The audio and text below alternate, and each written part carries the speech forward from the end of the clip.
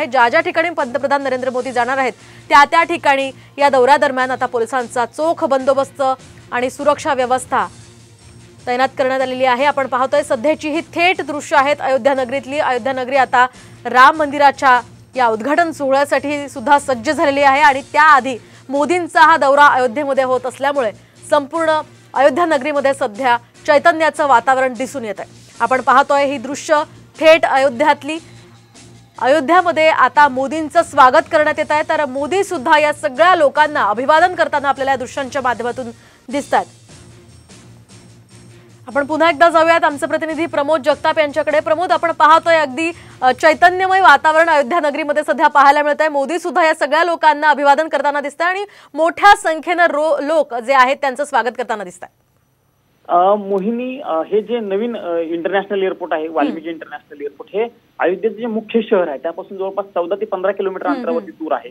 जो फैजाबाद म्हणून एरिया आहे त्या एरियामध्ये हे एअरपोर्ट आहे आणि 15 किलोमीटरच्या आसपास, 14 ते 15 किलोमीटर आसपासचा हा लांबचा परिसर आहे। तिथपासून या खरं तर रोड शोला खरी तर सुरुवात झालेली आहे आपल्याला म्हणावं लागेल। कारण फैजाबाद पासून जर आपण बघितलं तर जे अयोध्या धाम रेल्वे स्टेशन आहे हे अंतर जे आहे ते जवळपास 9 किलोमीटरच्या आसपासचा आहे आणि तो सगळा रोड शो पंतप्रधानांच्या उपस्थितीत सुरू झालेला आहे। काही वेळापूर्वी म्हणजे जेव्हा पंतप्रधान नरेंद्र मोदी एअरपोर्टला पोहोचले होते 10 ते 15 मिनिटांपूर्वी, त्यावेळी त्यांचं योगी आदित्यनाथ असतील किंवा आनंदीबेन पटेल असतील यांनी स्वागत केलेलं होतं। खरं तर विविध विकास कामांचा लोकार्पण असल्यामुळे अनेक महत्वाचे नेते जे आहेत ते या ठिकाणी अयोध्येमध्ये ठाण मांडून बसल्याचं आपल्याला बघायला मिळते। तसं बघायला गेलं तर अर्थातच पंतप्रधान नरेंद्र मोदी येत असल्यामुळे उत्तर प्रदेश सरकारचं सगळंच मंत्रिमंडळ जवळपास तिथे आहे। कारण उपमुख्यमंत्री केशव प्रसाद मौर्य असतील किंवा मुख्यमंत्री योगी आदित्यनाथ हे कालपासूनच अयोध्येमध्ये आहेत आणि संपूर्ण तयारीचा आढावा जो आहे तो कालपासूनच ते घेत होते। केंद्रीय मंत्र्यांमध्ये जर बघायला गेलं तर रेल्वे मंत्री अश्विनी वैष्णव असतील किंवा इतर जे महत्वाचे मंत्री असतील ते देखील अयोध्येमध्ये गेल्याचं बघायला मिळते, आपल्याला बघायला मिळालं होतं। आणि संपूर्ण तयारी जी आहे त्याचा आढावा कालपासूनच ते घेत होते। कारण भाजपचा खूप मोठा इव्हेंट जो आहे तो 22 तारखेला होणार आहे। कारण राम मंदिराच्या उद्घाटनासाठी भाजपनं खूप मोठी तयारी केलेली आहे।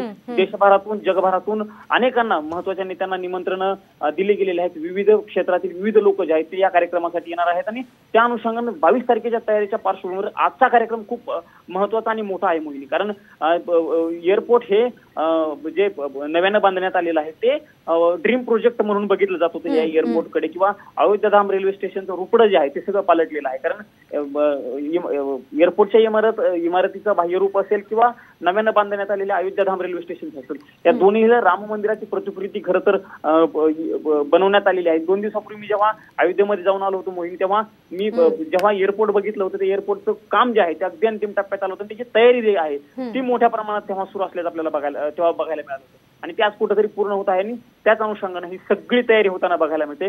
पंतप्रधान नरेंद्र मोदी ज्यावेळेस रस्त्यानं पुढे जात आहेत त्यावेळेस खरं तर रस्त्याच्या दोन्ही बाजूला लोकांची खूप मोठी गर्दी आहे। कारण अर्थातच पंतप्रधान नरेंद्र मोदी येत आहेत आणि त्या अनुषंगाने भाजपने तयारी तशीच केलेली आहे। कारण ज्यावेळी आपला पक्षाचा प्रमुख मोठा नेता असेल किंवा देशाचे पंतप्रधान खास करून आपल्या शहरामध्ये येत असतील तर त्या अनुषंगाने सगळी तयारी केली जातच असते आणि तशीच गर्दी जी आहे ती रस्त्याच्या दुतर्फा असल्याचं आपल्याला बघायला मिळते। पंतप्रधान देखील त्या सगळ्या लोकांना अभिवादन करत आहेत आणि पुढे त्यांचा रोड शो आहे तो जाताना आपल्याला बघायला मिळते। साधारणपणे आणखी अर्धा तासापर्यंत हा रोड शो सगळा चालेल आणि त्यानंतर पंतप्रधान नरेंद्र मोदी जे आहेत त्या अयोध्याधाम रेल्वे स्टेशनला पोहोचतील।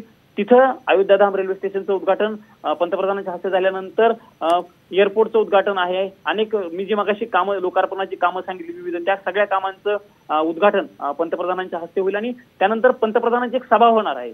त्या सभेची देखील खूप मोठी तयारी केलेली आहे। त्या सभेसाठी खूप लोक जे आहेत ते जमलेले आहेत, त्यामुळे पंतप्रधान नेमकं काय संबोधित करतील त्या सभेमध्ये ते देखील बघणं महत्वाचं असणार आहे। मोहिनी, प्रामुख्याने जर आपण बघितलं तर अर्धा ते पाऊण तास 35 ते 45 मिनिटांच्या दरम्यान पंतप्रधानांची ही सभा होणार आहे। त्या सभेमध्ये 22 तारखेच्या राम मंदिराच्या उद्घाटनाच्या अनुषंगाने पंतप्रधान नेमकं काय बोलतात का हे देखील बघणं महत्वाचं असणार आहे। खरं तर 22 तारखेच्याच अनुषंगाने ही सगळी तयारी सुरू आहे। कारण 22 तारखेला जो राम मंदिराचा मुख्य सोहळा होणार आहे त्या सोहळ्यासाठी खूप मोठ्या प्रमाणात लोक अयोध्येमध्ये येणार आहेत आणि त्या अनुषंगानं तयारी जी आहे ती मोठी केली गेलेली आहे. खास करून जर बघितलं तर आपण रस्त्यांची कामं जी आहेत त्या अयोध्या नगरीमध्ये खूप मोठ्या प्रमाणात केली गेली आहेत. खरं तर अगोदर रस्ते खूप छोटे छोटे होते अयोध्या नगरीमध्ये, पण आता त्या रस्त्यांचं काम वाढवलेलं आहे. रस्त्यांची रुंदी जी आहे ती वाढवलेली आहे. अनेक दुकानं त्याच्यामुळे खरं तर दुकानांना पाडावं लागलं आहे किंवा त्या दुकानांना रस्त्यापासून दूर करण्यात आलेला आहे आणि रस्ता जो आहे तो मोठा केलेला आहे. अर्थातच तेच जे मोठे रस्ते केलेले आहेत किंवा त्या रस्त्यांचं नव्यानं जे बांधकाम केलेलं आहे त्या 4 रस्त्यांचं देखील आज पंतप्रधानांच्या हस्ते थोड्याच वेळामध्ये उद्घाटन होणार आहे. वंदे भारत ट्रेन जी पंतप्रधान नरेंद्र मोदी यांचा ड्रीम प्रोजेक्ट मधून त्या ट्रेनकडे त्या सेवेकडे बघितलं जातं. त्या 6 वंदे भारत ट्रेनला देखील आज पंतप्रधान नरेंद्र मोदी हिरवा झेंडा दाखवणार आहेत. खास करून आपण जर बघितलं तर उत्तर भारतामधील अनेक शहरांमध्ये वंदे भारत ट्रेन ज्या आहेत त्या सुरू केलेल्या आहेत.